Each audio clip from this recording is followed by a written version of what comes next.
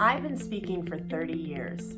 I was actually brought on a team of nationally known speakers who were all men. They decided they needed a woman and they wanted to test me to see how I would work out.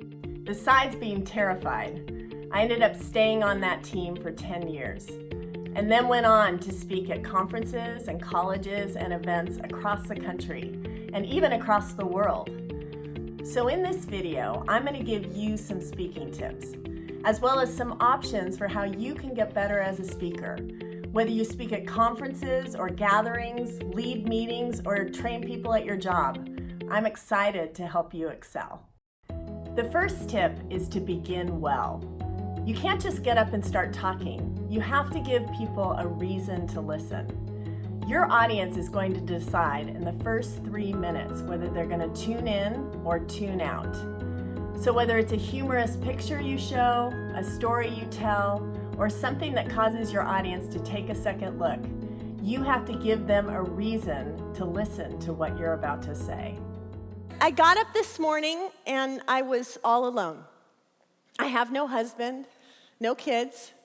There's actually a for sale sign out front, so I'm not even sure I'm going to be able to stay in my place much longer. If it sells, the rent will go up and I'll have to find something else. And you know, very honestly, dating at my age is kind of complicated because everybody has baggage. It's just a matter of choosing what kind of luggage you can live with. You know, I got up this morning and I had the place to myself. It was quiet and I could do whatever I wanted. The for sale sign's still there, so I get to live here another month. And if it sells, maybe I'll find something even better. And dating at my age is so much better because you really know yourself more. And you have grace for people because you know how complicated life can be. The best way to start making a point is not even having to say it. The second tip is to connect with your audience.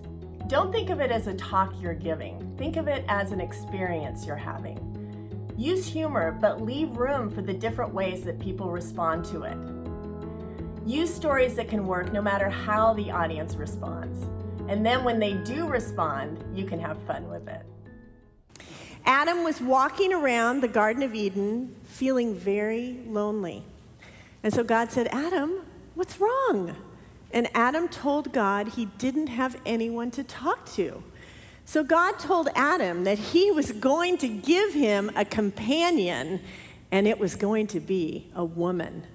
He said, "This person will cook for you and wash your clothes. She will always agree with every decision you make. She will bear your children and never ask you to get up in the middle of the night to take care of them. She will not nag you and will always be the first to admit that she was wrong when you've had a disagreement. She will never have a headache and will freely give you love and compassion whenever needed." And Adam said, "Wow, what will a woman like this cost me?" And God said, "An arm and a leg." And Adam replied, "Well, what can I get for just a rib?" And the rest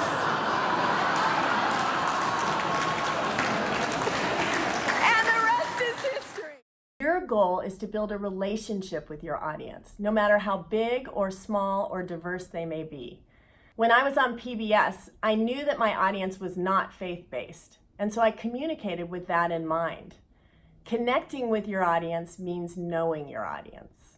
And the third tip is be yourself. Bring what you have to the material. Don't just watch other speakers and mimic what they're doing. It doesn't work.